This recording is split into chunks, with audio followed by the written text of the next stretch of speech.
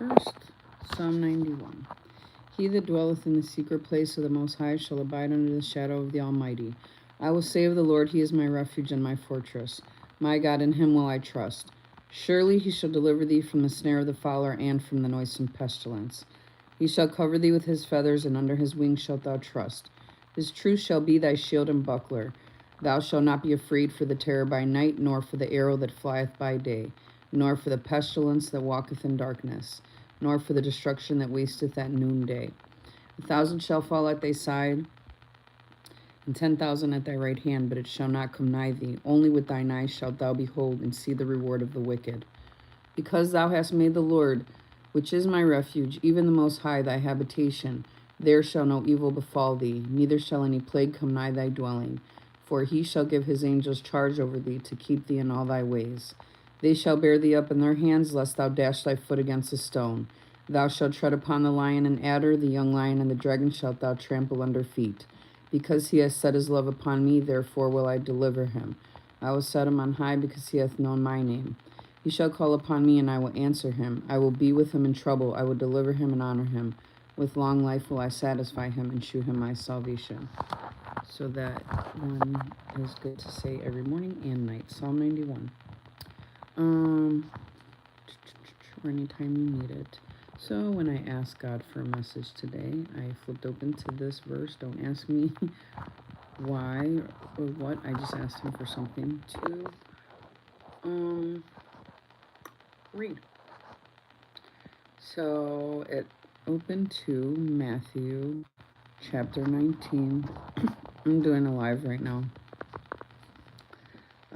Matthew chapter 19, and it says, and it came to pass that when Jesus had finished these sayings, stop looking at me like that, finished these sayings, he departed from Galilee and came into the coasts of Judea beyond Jordan. And great multitudes followed him, and he healed them there. The Pharisees also came unto him, tempting him, and saying unto him, Is it lawful for a man to put away his wife for every cause? And he answered and said unto them, Have ye not read that he which made them at the beginning made them male and female?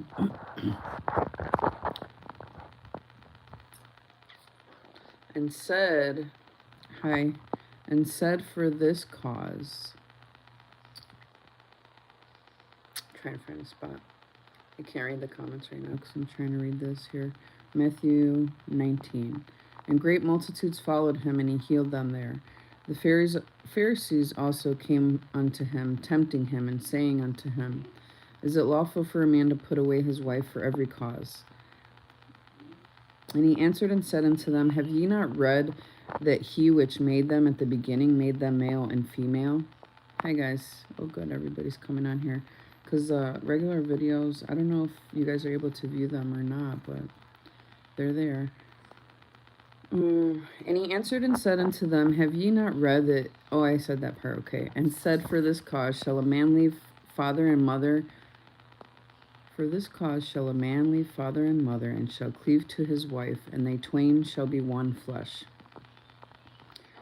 Wherefore they are no more twain, but one flesh. What therefore God hath joined together, let not man put asunder.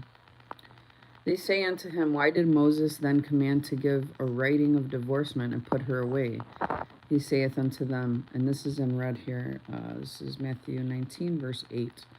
Moses, because of the hardness of your hearts, suffered you to put away your wives, but from the beginning it was not so.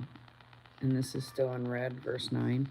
And I say, which means Jesus spoke these words, And I say unto you, whosoever shall put his wife, except it be for fornication, and shall marry another, committeth adultery, and whoso marrieth her which is put away doth commit adultery. His disciples say unto him, If the case of the man be so with his wife, it is not good to marry. But he said unto them, and here's read again, All men cannot receive this saying, save they to whom it is given. So everybody doesn't get this information. Everybody does not know specific wisdom and knowledge. Thank you for the thumbs up.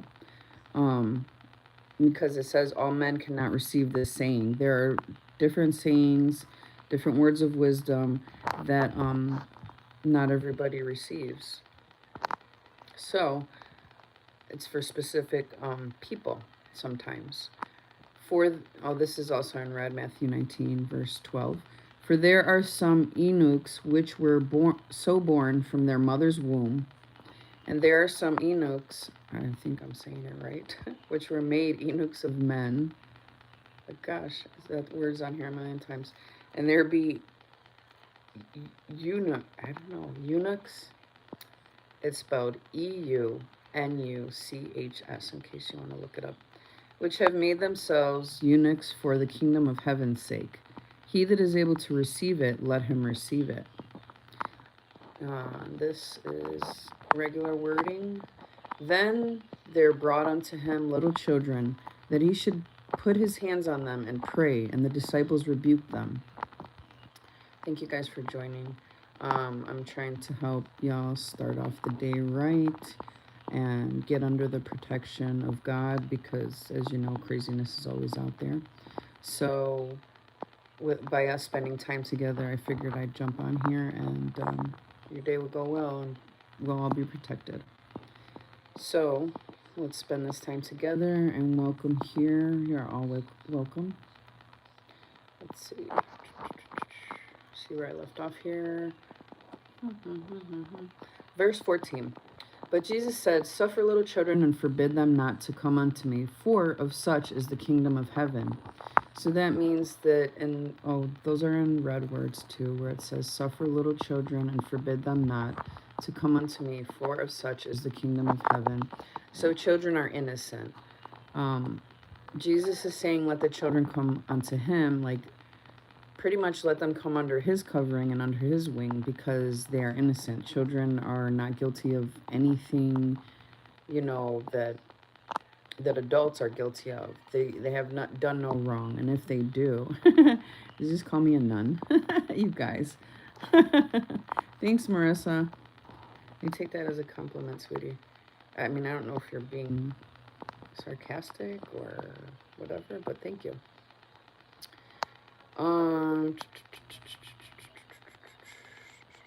Now, where are we here? Verse 15. And he laid his hands on them and departed thence. And behold, one came and said unto him, Good master, what good thing shall I do that I may have eternal life? And he said unto him, Why callest thou me good? Oh, wait, here's the one. This is verse 17, Matthew 19, verse 17. And these are in red words, so that means Jesus spoke them. And it says, Why callest thou me good? There's none good but one, that is God. But if thou wilt enter into life, keep the commandments. Everybody knows what the 10 commandments are, right? Thank you guys for the thumbs up again. So you give another one. Let's see. Verse 18. He saith unto him, which, Jesus said, and then here's red words. So Jesus is speaking these words. Thou shalt do no murder. Thou shalt not commit adultery. Thou shalt not steal. Thou shalt not hear or bear false witness. Honor thy father and thy mother, and thou shalt love thy neighbor as thyself. Those words in red are done.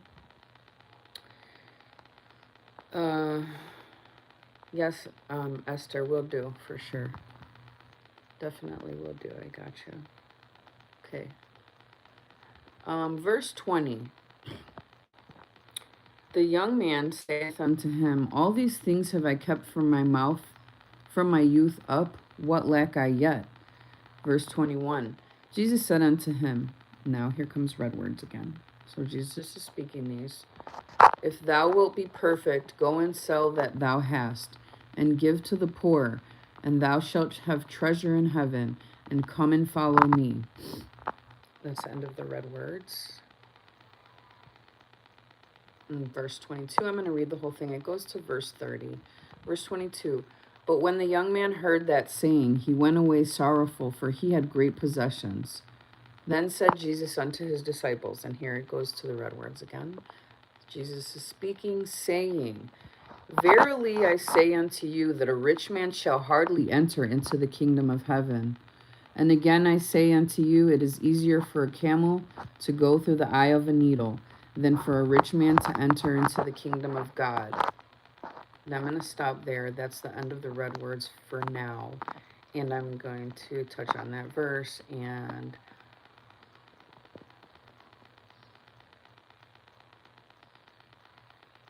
he's saying because the rich man usually, well, you can see it now. The rich men, they're greedy. They're usually greedy. They usually do anything and everything for money. Um, and they're of the world. So why is it that he's saying here that rich man can't enter heaven? Like it's like going like a camel going through the eye of a needle, and everybody knows how small the eye of a needle is, right? So um let me see. Hold on a second, because I want to actually put this here together. Okay, and sometimes sometimes rich people steal, right? So like I'm going to correlate it with what's going on today. How all the rich people don't want to get taxed, right? They have all this money, but yet they cry when they get taxed. That's due to greed. That's due to a lot of different things. You cannot enter into the kingdom of heaven if your mindset isn't right, if you're not positioned correctly, if your heart isn't right, especially. So if your heart isn't right and you have all this money and you're just greedy and you just want money, you will do anything for it sometimes. So how is a rich man going to enter into heaven when he may lie, he may steal, he may cheat to try to collect that money? Those are the rich ones he's talking about. He's not talking about everyone that has money. He's talking about the ones who have not collected it in the correct way, who have not, you know, done good. They cannot enter into the kingdom of heaven. Okay. Okay, verse 25. When his disciples heard it, they were exceedingly amazed, saying, "Who then can be saved?" But Jesus beheld them and said unto them, now here's more red words. Jesus speaking, with men this is impossible, but with God all things are possible. And that is facts. True. Very true. So here's regular words again, verse 27. Then answered Peter and said unto him, behold, we have forsaken all and followed thee. What shall we have therefore? Verse 28. And Jesus said unto them, and the rest of this that I'm about to read is all in red. Jesus is speaking.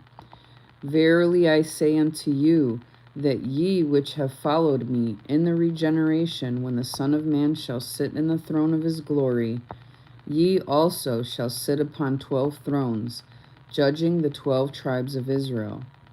And every one that hath forsaken houses or brethren or sisters or father or mother or wife or children or lands for there